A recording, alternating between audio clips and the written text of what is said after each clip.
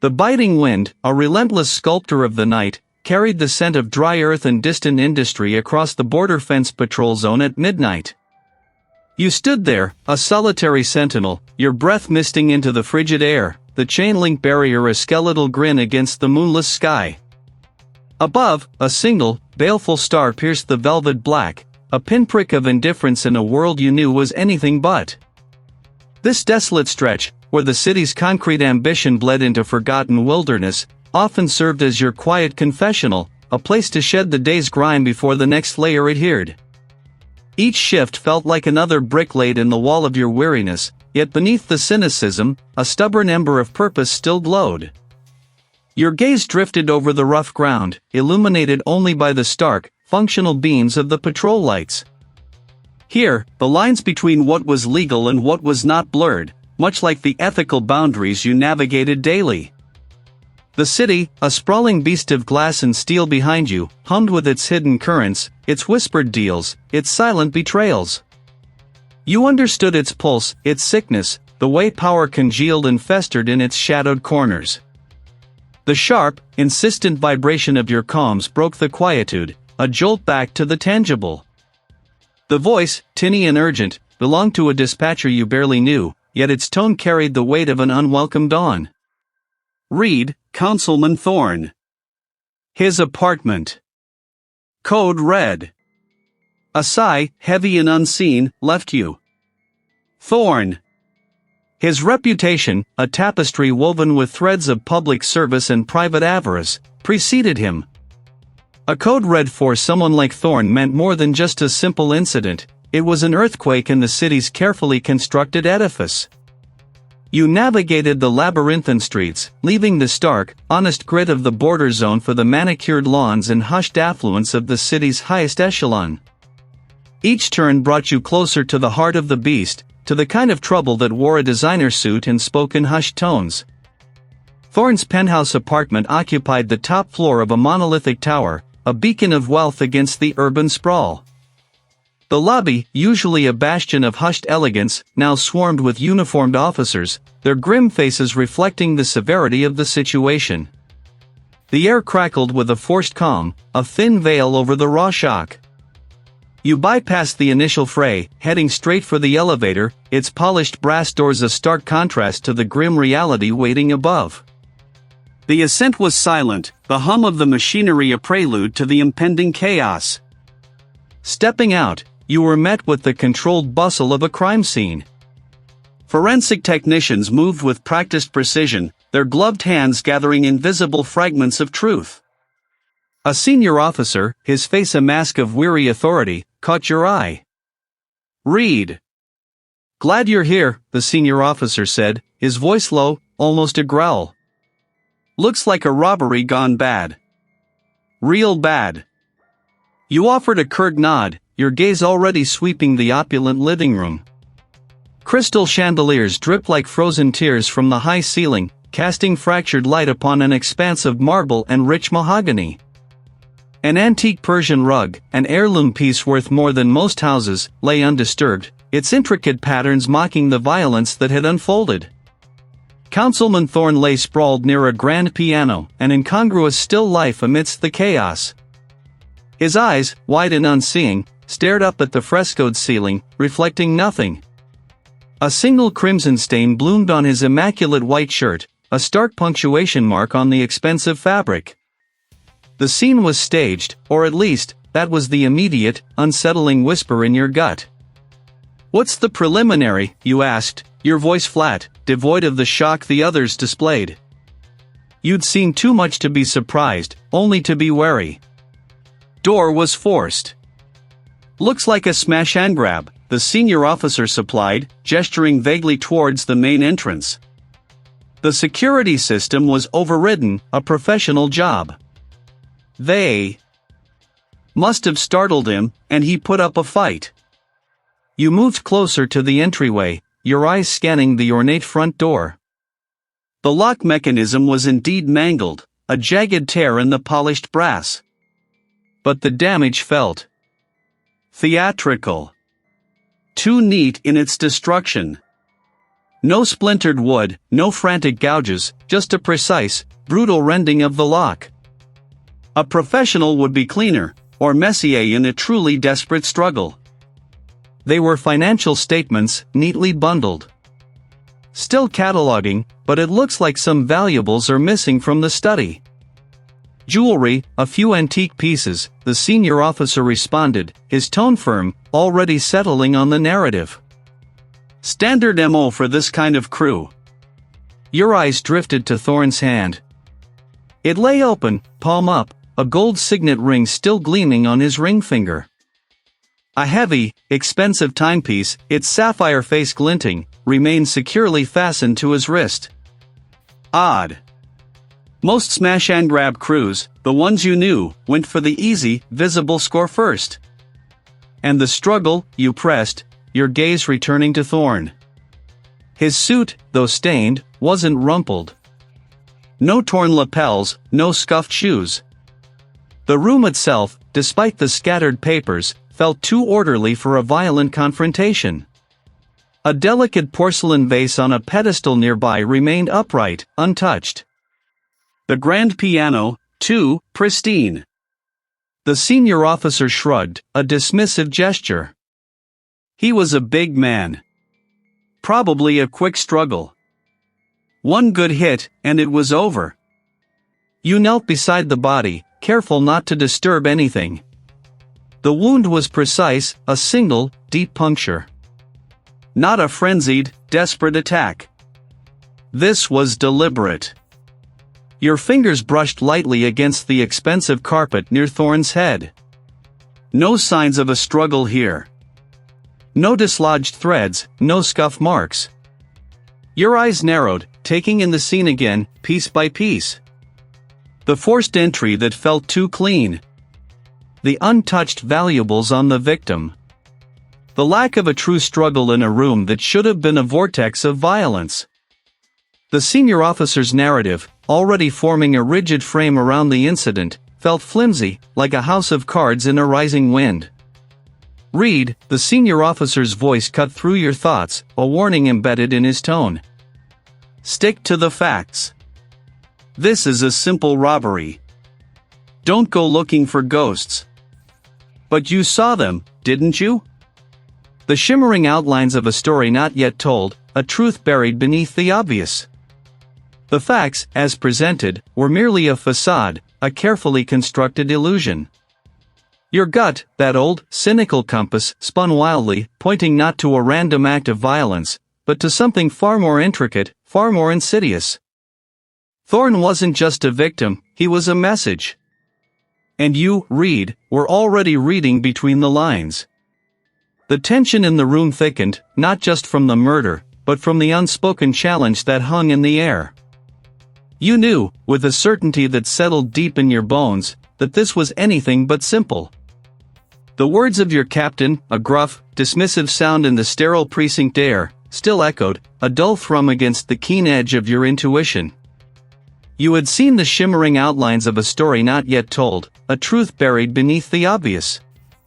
Now, you stand amidst the opulent ruins of the councilman's final moments, the air thick with the metallic tang of dried blood and the cloying sweetness of expensive potpourri. The lavish apartment, a monument to acquired taste and unchecked power, offers its silent testament. A crystal vase lies in fractured splendor on the Persian rug, its shards glinting like scattered jewels. An antique chair, heavy with brocade, is overturned, its velvet back a bruised testament to chaos. The scene screams struggle, a desperate, violent end to a prominent life. You crouch beside the body of Councilman Hayes, his features, usually sharp with political acumen, now slackened into an eternal stillness. Your gaze traces the contours of the room, cataloging every detail.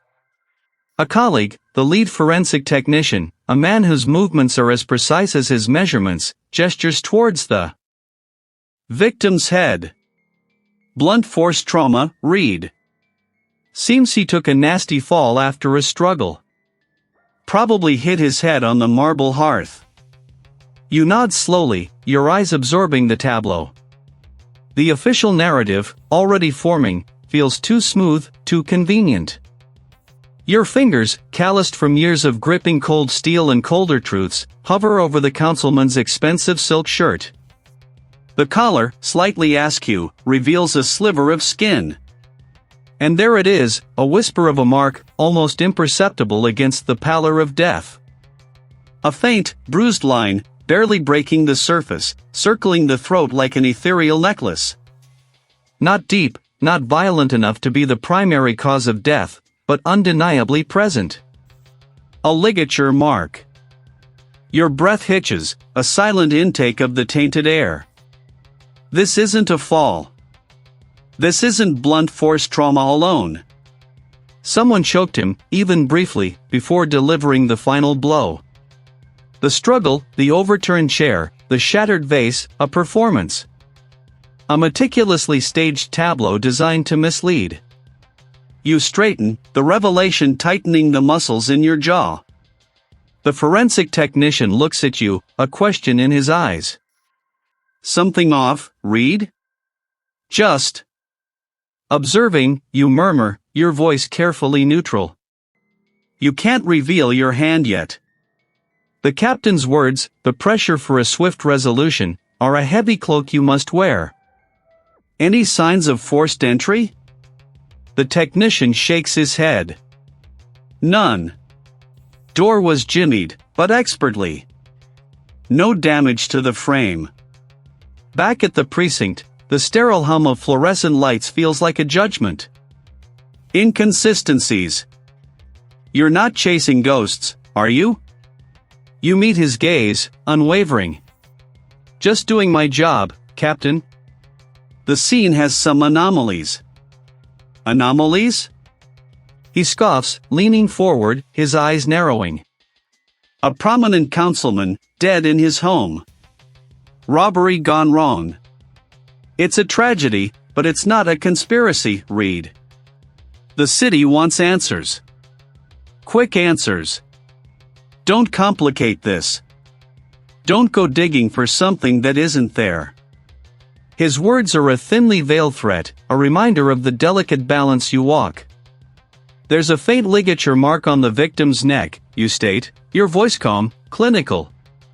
Suggests strangulation, however brief, before the blunt force trauma. The struggle might have been staged.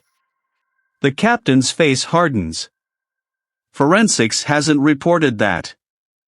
You're seeing things, Reed. Or you're making things up to justify dragging this out. Close the case. Deliver the narrative. That's your priority. He slams a palm flat on his desk, the sound of sharp punctuation. I want a perpetrator named and charged by morning. You leave his office, the weight of his words pressing down. The faint ligature mark, the staged chaos, the captain's insistence on speed, they coalesce into a defiant resolve. And you are compelled to unravel it. Hours bleed into the night. The official reports pile up, each one reinforcing the narrative you know is false. But the image of that faint line on the councilman's throat, it burns in your mind. A new message appears on your encrypted terminal, an anonymous ping from an untraceable source. A single line of text, stark and unsettling flicker. Midnight. This isn't random. This is a direct challenge, a breadcrumb leading you deeper into the labyrinth. Someone knows you're looking. Someone wants you to see something. Or someone wants to warn you. You grab your jacket, the worn leather of familiar comfort. The city sleeps, or pretends to. You drive, the streetlights blurring into streaks of gold and crimson. The urban sprawl gives way to industrial parks, then to desolate scrubland. You scan the horizon, your eyes adjusting, straining against the gloom. Then you see it. A flicker. Not a steady beam, but an intermittent, almost hesitant pulse of light, far down the fence line, near a cluster of abandoned storage units. It's a small light, quickly extinguished, then reappearing, a secret signal in the vast, unforgiving night. Your grip tightens on the steering wheel. This isn't a random accident. This isn't a simple robbery. This is a network, a web. And you, Reed, are now standing at its perilous edge, watching the first thread being pulled. The chill of the evening air claws at your exposed neck as you cinch your jacket tighter, the worn leather a second skin against the rising tide of unease. That message, the deliberate placement, it wasn't a warning, it was an invitation. A gauntlet thrown. Someone wants you to play. And your blood, though cold with dread, also hums with a familiar, dangerous resolve. You are Reed. You do not walk away from a challenge, especially when a man's life has been brutally extinguished and the truth obscured by a veil of calculated indifference. You return to the councilman's opulent apartment, the crime scene tape now a familiar yellow ribbon against the polished granite. The uniformed officer at the door, a fresh face with two wide eyes, nods you through, accustomed to your solitary late-night vigils. The air inside is stale, a lingering ghost of disinfectant fighting a losing battle with the scent of old money and desperation. You ignore the main living areas, the scene already picked clean by forensics. Your instinct, a whisper in the back of your mind, pulls you towards the councilman's private study, a room you'd only superficially processed before. This time, your search is not for obvious evidence, but for a secret. The room is a testament to Thorne's meticulously curated image, rows of leather-bound books, their spines uncracked, a mahogany desk gleaming under the soft glow of a banker's lamp, framed accolades that spoke of a public life lived under a constant, approving spotlight. But you see the cracks, the subtle imperfections that betray the facade. Your fingers trace the ornate carvings of a heavy oak bookcase, the wood cool and smooth beneath your touch. You press, you tap, you listen. Nothing. It's too specific, too isolated. You run your hand along the underside of the shelf, feeling for a catch, a release. Your fingers brush against a small, almost invisible button, flush with the grain. A soft click echoes in the quiet room. A section of the bookcase, not a shelf but a thin panel at the back, slides inward with a faint hiss of well-oiled mechanisms, revealing a narrow, hidden compartment. Inside, nestled on a velvet lining, rests a small, sleek device. It resembles a premium e-reader, but its interface is devoid of any branding, just a dim, unblinking screen displaying a complex alphanumeric lock. This isn't just a councilman's private diary. This is something far more significant. In the sterile glow of your office, you lay the device on your desk.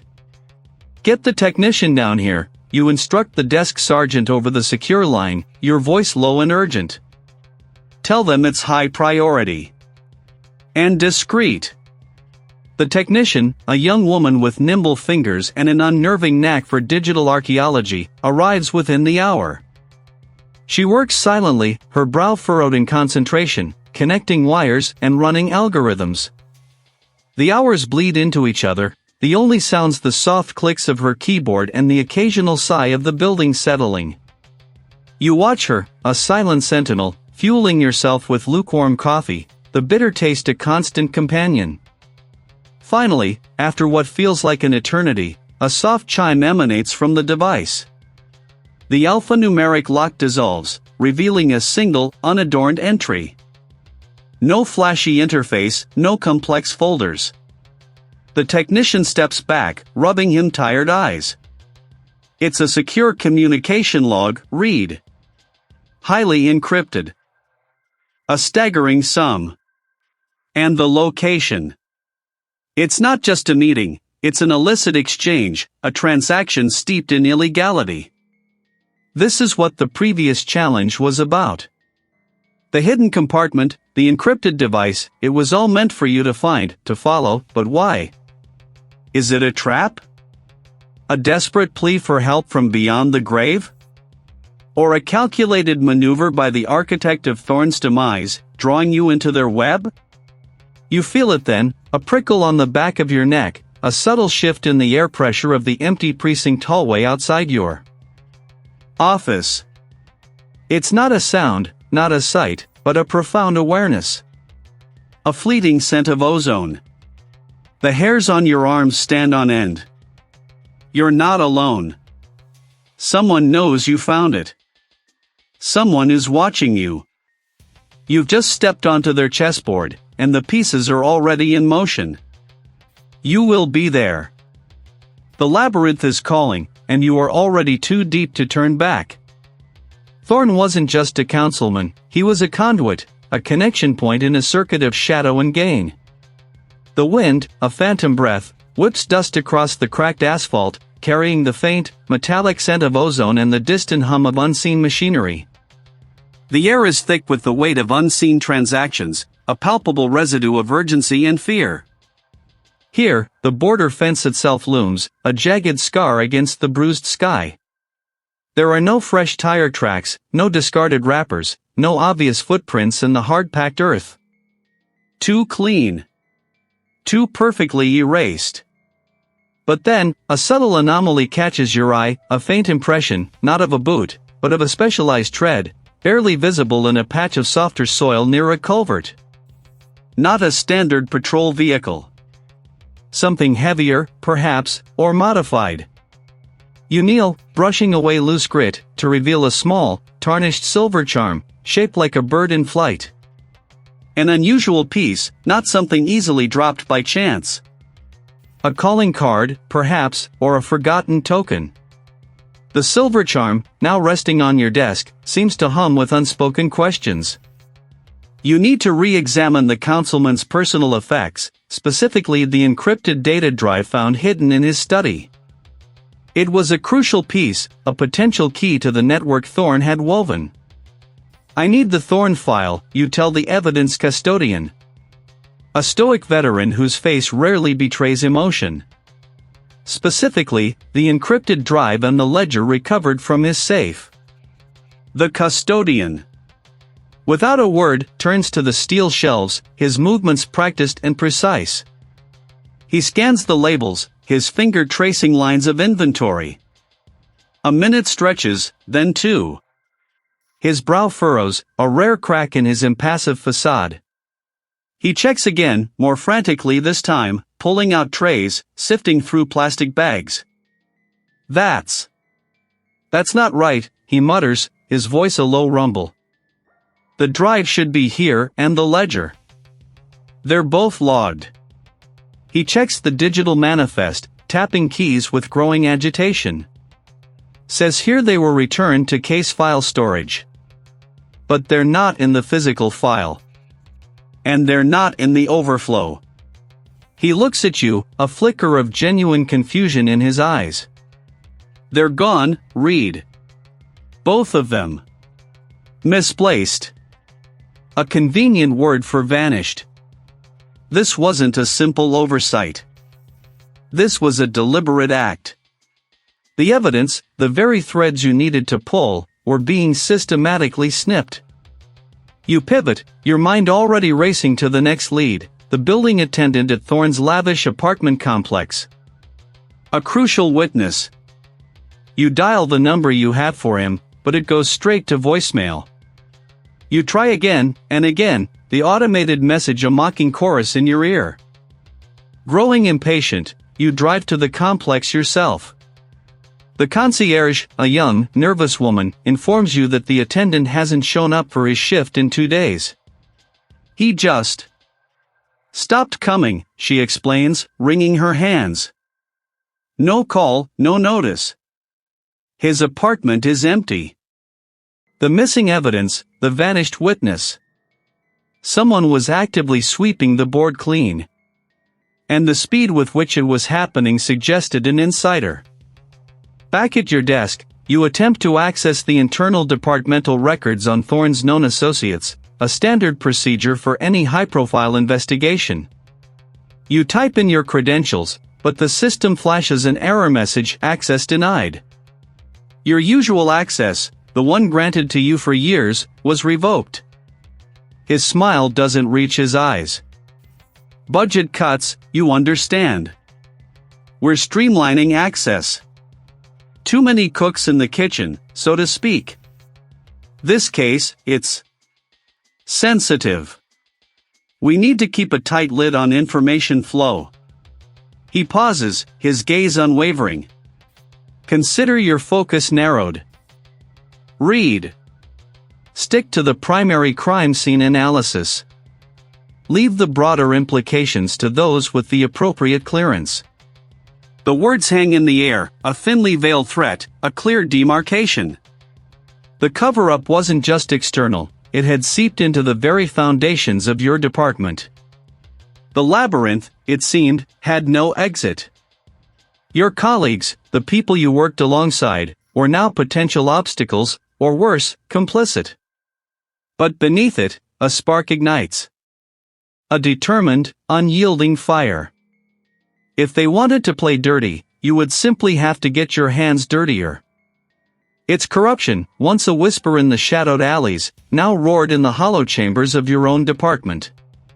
The words of the superior, sharp as splintered bone, still echoed in the sterile air of your memory, a clear demarcation, a poison line drawn not in the sand, but in the very bedrock of your resolve.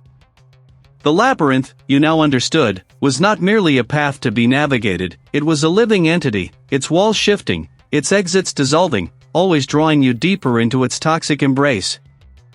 You watched the rain streak down your office window, each drop a tiny, desperate plummet. The official channels, once a reliable conduit for justice, were now choked with sludge. Every report you filed, every query you raised, met with a wall of practiced indifference or outright obstruction. You tried to trace the thread, pulling gently, then harder, only to find it snagged and taut, threatening to snap or, worse, to pull you further into the unseen depths. The mayor's office, the powerful developers, the hushed whispers of illicit land deals, they were all specters haunting the periphery of your investigation, untouchable, unyielding.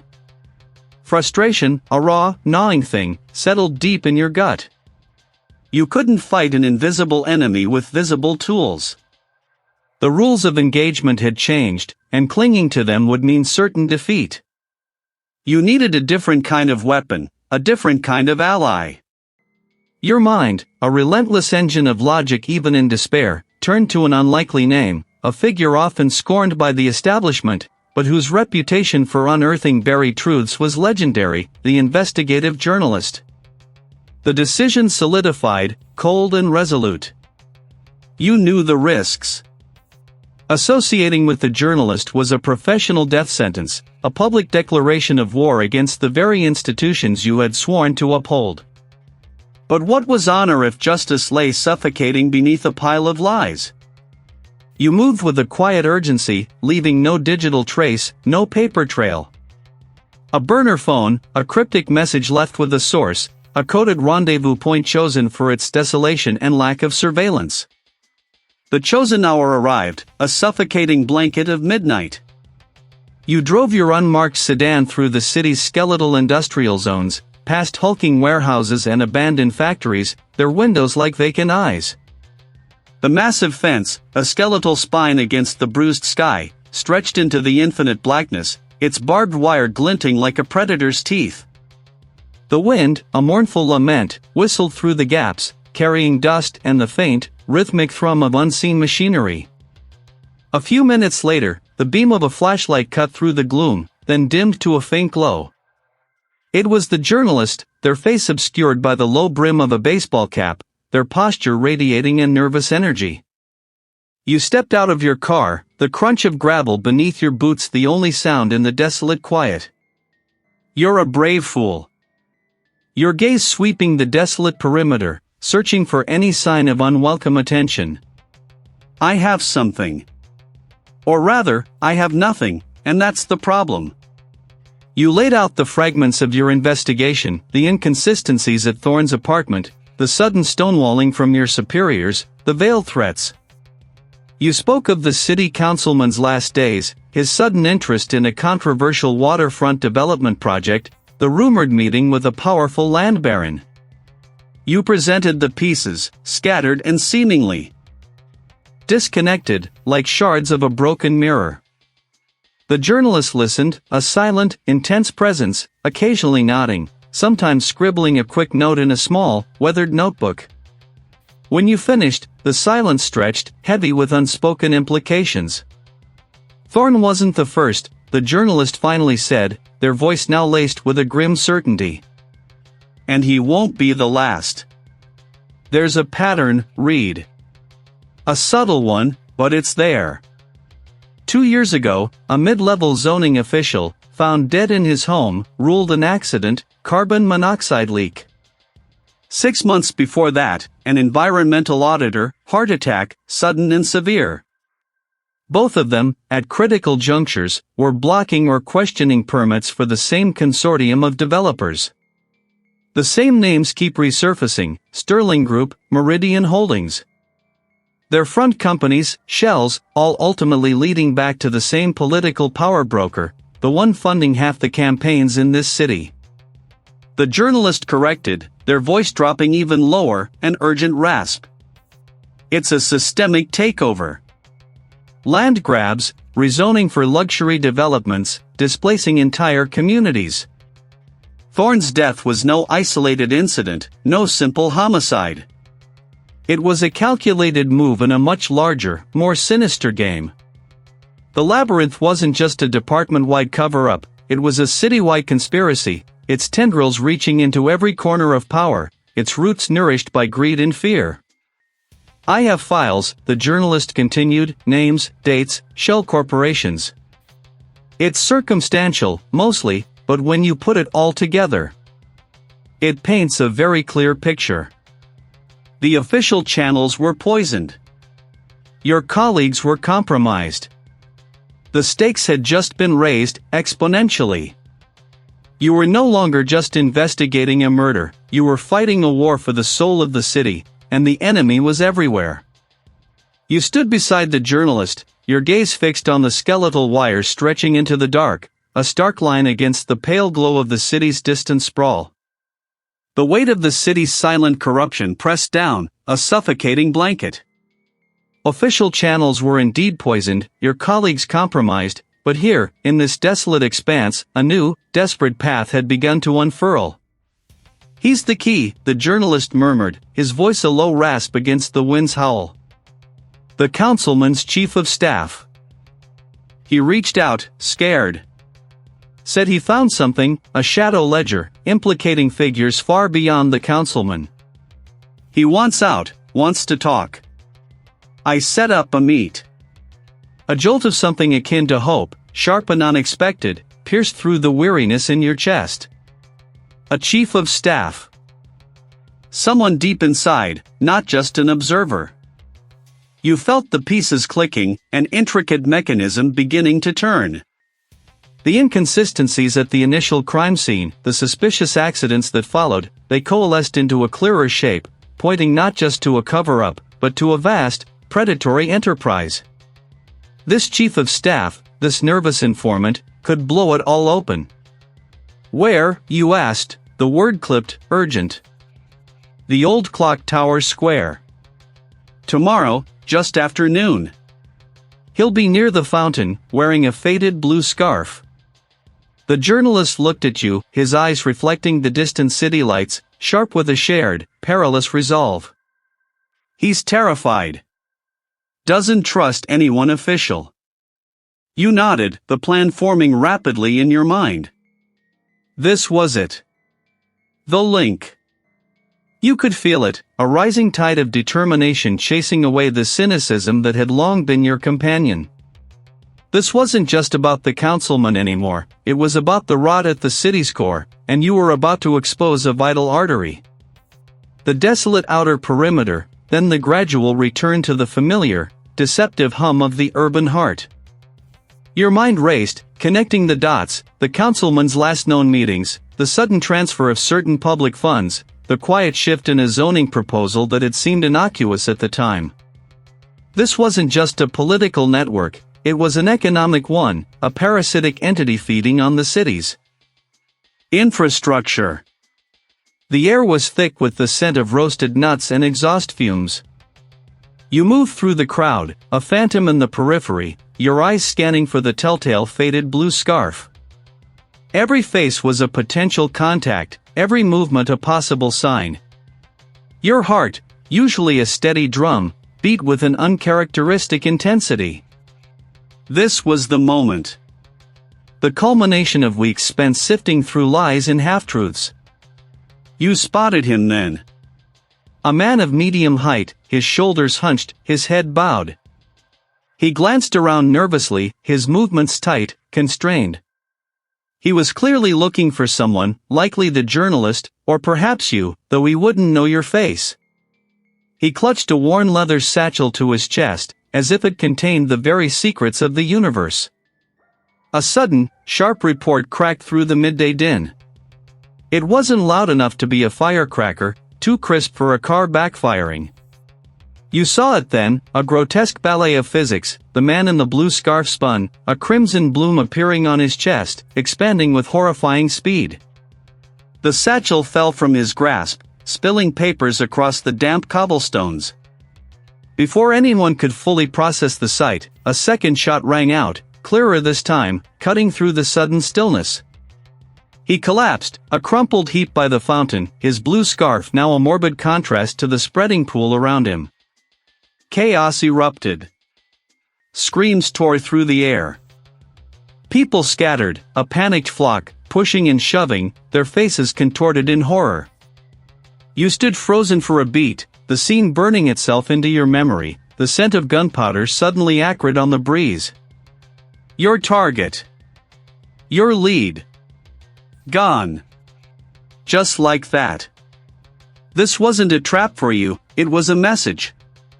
A brutal, public assassination, designed to be seen, to be understood. The mastermind wasn't just powerful, they were omniscient, anticipating your every move, silencing the very voice you sought. The true enemy was not merely entrenched, they were woven into the very fabric of the city, their reach extending far beyond what you had imagined, their ruthlessness absolute.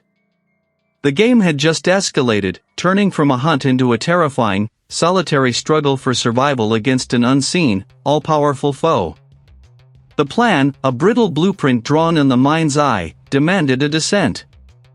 You felt the city's pulse quicken, not with life, but with a predatory thrum. The air here was a frigid whisper, carrying the distant drone of unseen machinery and the rustle of dry weeds against the chain-link barrier. You pulled the collar of your coat tighter, the chill seeping into your bones, a premonition perhaps. The stranger moved with a nervous twitch, their silhouette sharp against the sky, like a broken shard of glass. This was your link, a petty fixer known only by the hushed tones of the underworld, a creature of information peddling, whose fear was a well-worn garment. You're late, the stranger rasped, their voice a dry scrape against the wind. Their eyes, darting and wary, were pinpricks of light in the gloom, constantly scanning the desolate landscape. Time is a luxury we no longer possess, you countered, your voice low, a steady current against their agitated ripples. You watched their hands, clenched and unclenched, a telltale rhythm of anxiety. This was not a negotiation, it was an extraction. You held a fragment of their past, a carefully acquired piece of leverage, a misstep they'd buried deep beneath layers of forgotten transgressions. What do you want, Reed? I told you, I'm out. This goes too high. You stepped closer, the crunch of gravel beneath your boots the only sound besides the wind's mournful sigh. The councilman. The string that pulls all the others. Who gave the order? You didn't ask, you demanded, each word a stone dropped into a still pond. You let your gaze linger on their face, letting the weight of your knowledge press down. Remember the shipment, the one that vanished from the docks?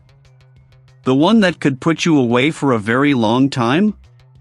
The stranger flinched, a visible tremor rippling through their frame. You wouldn't. Wouldn't I? Your voice was devoid of inflection, a flat line of threat. You felt the moral compromise settle heavy in your gut, a sour taste. This wasn't clean, but the truth, you knew, was rarely found in pristine places. A long, agonizing silence stretched between you, broken only by the distant, rhythmic clang of the fence swaying in the wind. The stranger's breath hitched, a desperate sound. There's a name. Not the one you think. A handler. He moves the pieces. He uses a dead drop. An old warehouse, number 7. On the abandoned factory grounds near the river. Always at dawn. He leaves messages, instructions. And a location, precise and immediate. This was the first thread you could actually grasp, tangible in its anonymity. The pieces began to shift, to click into an unsettling pattern. This wasn't just a revelation, it was an invitation into the spider's web. What kind of messages? You pressed, your mind already racing, picturing the decrepit warehouse, the dawnlight filtering through grimy windows. Coded.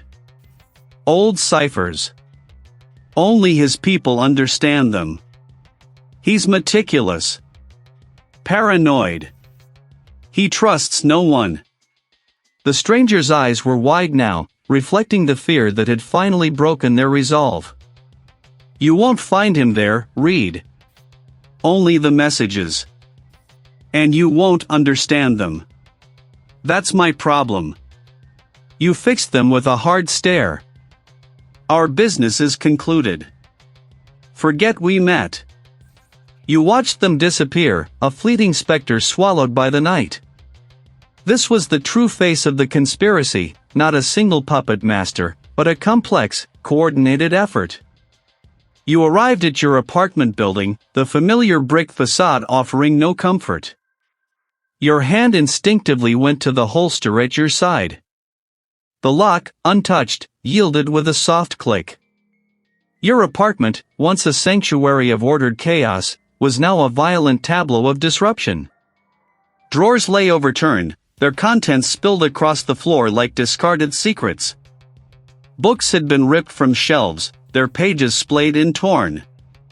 The mattress was slashed, its white stuffing blooming grotesquely from the wounds. A clear message, brutal in its simplicity. They knew. They were watching. They were warning. You stood in the wreckage, your breath catching in your throat, a primal anger coiling in your gut. They hadn't taken anything of value, only destroyed. Your few personal photos lay face down, deliberately desecrated. This wasn't just about the councilman anymore. This was personal. This was a war. And you, Reed, were now standing on the battlefield, stripped bare, but far from broken. You would find the weaver. You would unravel every thread. The cold air still clung to you, a persistent phantom of the night's earlier encounter. The engine hummed a low, steady thrum beneath your hands as you navigated the desolate roads, the city lights shrinking in your rearview mirror until only the vast, star-dusted canvas of the sky remained. The words of the stranger, whispered like smoke, coiled in your mind, each syllable a new thread in the tangled tapestry you had been trying to unravel. You felt a restless energy, a determined surge overriding the lingering exhaustion. This was it. The final turn of the key. The wire mesh stretched endlessly, a dark scar against the horizon, its presence a constant, silent hum of tension in the air. You cut the engine, plunging the immediate vicinity into a profound quiet, broken only by the rasp of the wind against the vehicle's frame. You stepped out, the gravel crunching under your boots, the sound impossibly loud in the stillness. You moved towards them, your gaze sweeping the desolate perimeter, a primal instinct for vigilance prickling your skin. You came, the informant's voice was a low rasp. Barely audible above the wind, their breath pluming white in the frigid air. You said you had the last piece, you replied. Your voice steady, betraying none of the urgency that pulsed within you. The name. The informant. Shivered, pulling their threadbare jacket tighter. More than a name. A web. Tightly spun. The councilman, he wasn't just in the way. The redevelopment zones. It's all a front. A massive land grab. Not just for profit, but for leverage. Political leverage. The city's expansion, the future prosperity they preach. It's all built on stolen ground, bought cheap, then sold for a fortune through shell corporations, all tied to one man. A name, then. A name you had heard whispered in the periphery, always just out of reach, always shielded by layers of legal protection and political influence. The developer. You stated, the words tasting like ash in your mouth. He orchestrated this? He is orchestrating it, the informant corrected, their voice gaining a bitter edge. With the mayor's backing, the councilman found proof. Deeds, financial transfers, dummy corporations, all leading back to the developer's holding company, funneling through the mayor's campaign funds. The accidents, the journalist, the auditor, they were getting too close to the financial trail, the money laundering that made the land deal possible. The councilman was going to expose the whole thing at the next city council meeting. He had a complete dossier. The councilman's death, initially dismissed as a simple robbery gone wrong, was the linchpin of a far grander, more insidious scheme. The seemingly disparate accidents were not random, but surgical strikes designed to protect the true objective, a colossal land deal that would reshape the city's future, placing immense power and wealth into the hands of a select few. The ultimate goal wasn't just money, it was control. Control over the city's resources, its growth, its very destiny. The dossier, you mused, a new path forming in your mind. Where is it? The informant shook their head, a grim set to their jaw. It was taken from his apartment. They cleaned it out. But he was cautious. He had a backup. A dead man's switch. This was the opening. The proof. The legal aid. Do you know who? A junior counsel. Works for the city's legal department. Name is Evelyn, the informant said, finally giving a specific detail that could be followed. She's quiet. Loyal. But she believes in justice. You weighed the information, the full scope of the conspiracy finally laid bare. The developer, backed by the mayor, a network of corruption designed to seize control of the city through a massive land deal, silencing anyone who stood in their way. You were up against formidable power, entrenched and ruthless. You were one investigator, with a single, terrified informant, and the ghost of a dead councilman's evidence. Outnumbered, outgunned, certainly. But now, you had the truth. We need to get to Evelyn, you stated, the decision firm, unyielding. Before they do. The informant nodded, their face etched with a mix of fear and grim resolve. They'll be watching her. They know she's the loose end. Then we move faster, you countered, turning back towards your vehicle, the wind whipping at your clothes. You knew what you had to do. The path ahead was fraught with danger, a direct confrontation with the architects of this betrayal. But the alternative, letting them win, was unthinkable. You would expose them, no matter the cost. The fight was just beginning. The wind, a jagged whisper, tore at your coat as you steered your vehicle onto the desolate track, the headlights cutting weak paths through the absolute black. You killed the engine, the sudden silence a heavy blanket. Your gaze swept the barren landscape. A single, sleek sedan, black as the night itself, sat idling perhaps 50 yards away, its silhouette a predatory smudge against the faint glow of distant city lights. Two figures, stark against the fence, stood beside it. The mastermind. You moved with deliberate slowness, your hand instinctively brushing against the secure weight of the device tucked into your inner pocket. This was it. The precipice. Reed, the mastermind's voice cut through the wind, surprisingly calm, carrying across the distance with an almost theatrical resonance. Punctual. A rare quality these days, especially among those who dig where they shouldn't. You stopped a few paces from them, the rusted fence looming behind you like a skeletal guardian. The mastermind, a figure of polished menace even in this desolate place, regarded you with an expression of detached curiosity. The enforcer beside them, a hulking presence, shifted subtly, hands hanging loose, ready. You wanted to meet, you stated, your voice steady, a carefully constructed barrier against the tremor of anticipation. I'm here. I admire that. It's a pity it has led you to such an inconvenient truth. The mastermind gestured vaguely towards the city, a sprawling tapestry of light in the distance. This city, Reed, is a delicate mechanism. A clockwork of power and influence. Thorn, bless his naive heart, thought he could simply wrench a gear out without consequence. Thorn wasn't naive, you countered, your eyes locked on the mastermind. He was principled. A crude word. We merely removed a disruptive element. He was going to expose the funding irregularities, the shell corporations funneling public infrastructure money into private pockets. The entire network that ensures our city thrives, Reed. But the details, the precise placement of the stolen items, the lack of forced entry, they screamed orchestration. Indeed. The mastermind's tone was almost conversational now, a predator toying with its prey. A necessary measure. Thorn had copies, you see. Digital copies of everything. He intended to expose it all. The land deals, the suppressed environmental reports for the new development, the bribes paid to various council members to push through zoning changes. A grand symphony of civic progress, undermined by one man's misplaced moral compass.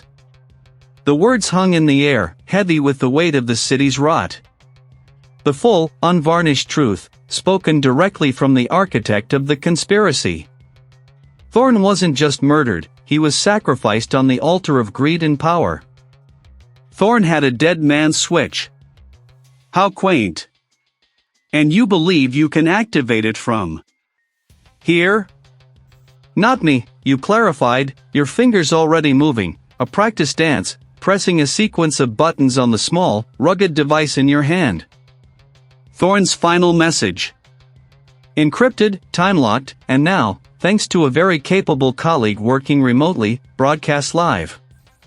Across every major news channel, every social media feed, every public display screen in the city. As you spoke, a faint, almost imperceptible hum resonated from the device. A tiny, red light pulsed. You met the mastermind's gaze, a defiant challenge in your eyes. The truth, direct from Thorn's own words. The ledger, the transfers, the names. All of it. Live. Right now. The mastermind's composure shattered. Their eyes widened, a raw, furious disbelief twisting their features. You fool! You absolute imbecile! The enforcer moved, a blur of motion, lunging towards you. A heavy boot landed where your head had been an instant before. The air crackled with sudden, brutal energy. Get him, the mastermind shrieked, their voice now devoid of its earlier calm, raw with panic and rage. Stop the broadcast. Shut it down. You scrambled to your feet, the device still clutched in your hand, its red light a beacon in the encroaching chaos. The enforcer was on you again, a relentless force. You ducked under a swinging arm, the wind of the blow rustling your hair, and drove your elbow into the enforcer's side. A grunt of pain, but the figure barely flinched. 2 against 1. The odds were grim, the wind now carrying the distant, faint wail of sirens, a sound that might be for you, or might be for the city reeling from the sudden, devastating revelation. The mastermind stood frozen for a moment, watching the unfolding melee, then spun towards the sedan, fumbling for a phone, desperate to contain the truth that had just been unleashed. You dodged a brutal punch, the air around you alive with the frantic rhythm of survival. The border fence, once a symbol of division, now felt like the very edge of your world, where the monstrous heart of the city had finally been laid bare, beating its corrupt rhythm for all to see. The fight had truly begun. The grunt of pain from the enforcer was a ragged exhalation, a brief triumph for your aching elbow. The air, thin and sharp, bit at your exposed skin, carrying the metallic scent of chain link and the distant thrum of unseen engines. The enforcer, a shadow carved from granite, stumbled back, then surged forward again, a relentless wave of muscle and fury. His fist whistled past your ear, a gust of displaced air chilling your temple. You ducked low, a practiced movement, and swept your leg, aiming for the knee. He grunted again, off balance, but caught himself on the fence, the wire groaning under his weight. A flash of movement beyond him, a sleek vehicle idling, its single taillight a crimson eye in the gloom. The mastermind. He was making a break for it. Adrenaline, sharp and clean, coursed through your veins, banishing the weariness. This wasn't just about survival anymore, it was about the city, about every ghost that haunted your steps. You scrambled to your feet, the device a promise in your palm. "Stay right there," you barked, your voice raw, but the words were swallowed by the vast, indifferent night. The enforcer, recovering his stance, lunged. You didn't fight him directly this time. Instead, you pivoted, using his momentum against him, shoving him hard towards the fence. He slammed into the steel mesh with a sickening clang, momentarily stunned. It was all you needed. You bolted, feet pounding the compacted earth of the patrol track, towards the idling vehicle. The mastermind, a silhouette against the faint glow of the dashboard, saw you coming. His door swung open, a silent invitation to escape. Your lungs burned, each breath a ragged tear in the cold air. The fence stretched endlessly to your left, a grim, unyielding barrier. To your right, the desolate expanse. "Stop," you roared again, the sound tearing from your throat. The vehicle's engine revved, a low growl that vibrated through the ground. The mastermind was halfway out, his eyes fixed on your approach, a flicker of something panic? In their depths. The enforcer was stirring behind you, a rising threat. There was no time. You launched yourself forward, a desperate, final surge. Your shoulder hit the vehicle's rear fender with a jarring impact, momentarily throwing you off balance. You grabbed for the open door, your fingers scraping against the cold metal, finding purchase on the frame. The mastermind, seeing your tenacity, cursed, a low, guttural sound. He scrambled to get fully into the driver's seat, to slam the door, to flee. But you were faster. With a grunt, you hauled yourself into the doorframe, half in, half out of the moving vehicle. The mastermind's foot stomped on the accelerator. The vehicle lurched forward, throwing you against the seat, your head hitting the headrest with a dull thud. The device clattered from your hand, skittering across the floorboard. "You won't get away with this," you gasped, grappling with the mastermind. His hands were surprisingly strong, pushing at your chest, trying to dislodge you. The vehicle swerved wildly, kicking up dust. The border fence, a blurred streak of silver, flew past the window. A struggle ensued in the cramped confines, a desperate dance of desperation and determination. Your hand found the device, retrieving it just as the mastermind twisted the steering wheel, sending the vehicle careening towards a ditch. This was it, a final, reckless move. Reveal/discovery, as the vehicle veered, you saw it, a small, concealed compartment beneath the dashboard, open just a crack. Within, a stack of ledgers, their pages crammed with meticulously recorded dates, names, and staggering figures. And at the very top, a single, damning photograph, crisp and clear, showing the city councilman, alive and smiling, shaking hands with the mastermind, both of them standing before a blueprint of the very development that had been at the heart of the corruption. It was irrefutable proof, a ledger of deceit, a visual confirmation of the deep, poison roots of the conspiracy. The vehicle slammed into the ditch with a sickening crunch of metal and shattering glass. The impact threw you forward, your head cracking against the dashboard. The mastermind was slumped against the steering wheel, momentarily incapacitated. You pushed yourself up, every muscle screaming in protest. The air was thick with the smell of gasoline and burnt rubber. Headlights appeared in the distance, cutting through the midnight gloom, growing steadily brighter. Back up. It was finally here. A patrol vehicle, then another, skidding to a halt. Figures emerged, flashlights cutting swaths through the darkness, their faces edged with surprise and relief. "Reed," a familiar voice called out, the sound a ragged whisper in the vast quiet. You stood there, amidst the wreckage, the cold air seeping into your bones, the weight of the ledgers and the device a physical burden. The officers, their expressions a mix of awe and grim understanding, began to secure the scene, collecting the evidence you had unearthed. The questions came fast, a relentless barrage. Your rogue investigation, your unauthorized pursuit, it was all laid bare. The senior officer, his face a thundercloud, listened to your terse report, his gaze a mixture of grudging respect and professional censure. There would be an internal inquiry, a formal review. Your career, a tapestry of dedication and compromise, now hung by a precarious thread. But as the first faint blush of dawn touched the horizon, painting the border fence a ghostly silver, you felt a strange calm settle over you. The mastermind was caught. The evidence, stark and undeniable, was secured. The city's poisoned heart had been exposed, at least in part. Public outrage would follow, a tidal wave of fury and demand for justice. Arrests would be made, the names in those ledgers brought to light. You watched as the mastermind was led away, his eyes meeting yours for a fleeting moment, a silent promise of future reckoning, a lingering threat that even in chains, power could still corrupt. The fight was not over, not truly, but the first decisive blow had been struck.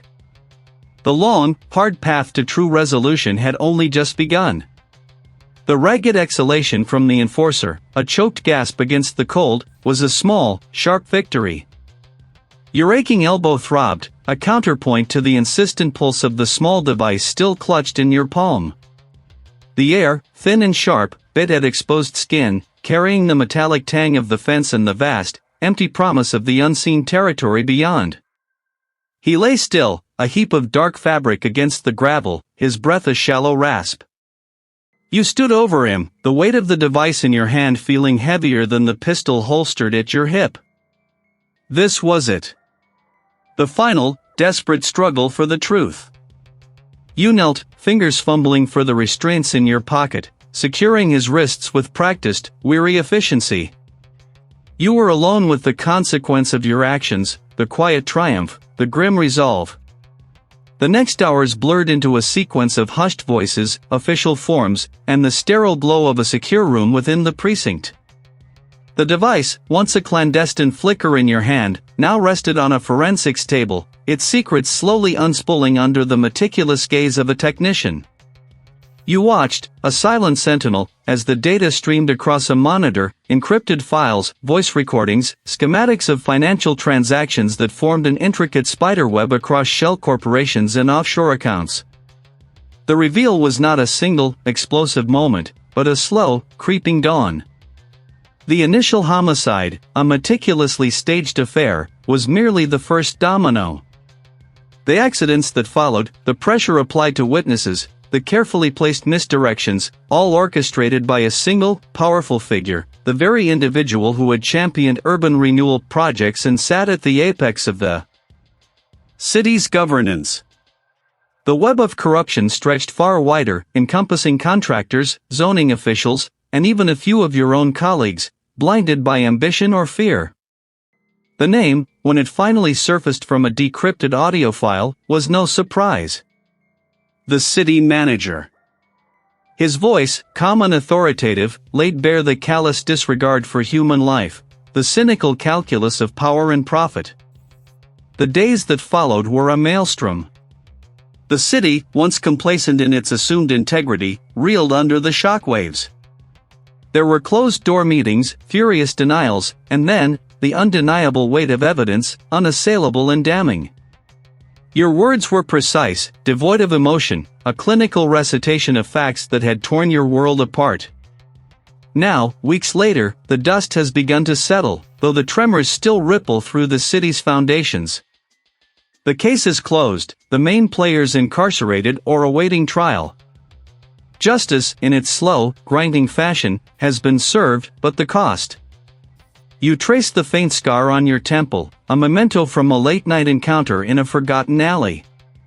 The fatigue is a constant hum beneath your skin, a weariness that goes beyond physical exertion. You were not lauded. Not suspended. Instead, a quiet transfer to a less visible division, a tacit acknowledgement of your effectiveness and the inconvenient truths you unearthed. A promotion, perhaps, but one steeped in the understanding that you are now a known quantity, too dangerous to ignore, too principled to fully embrace. The department head, a man whose weary eyes held a shared understanding, simply said, "Some truths are best kept quiet, read. But never forgotten." The city, once a familiar landscape of concrete and glass, now appears different to you. You see the cracks now, the fragile veneer over a festering rot. This knowledge, hard-won and painful, has changed you. The jadedness remains, but it is now tempered by a vigilant clarity, a sharpened resolve. You no longer believe in straightforward cases, in simple homicides. But it is also a compass. You rise, walk to the window, and look out at the sprawling metropolis, its lights a scattered constellation against the night sky. The city is still here, flawed and beautiful, and so are you. Your path forward is not clear, but your purpose is.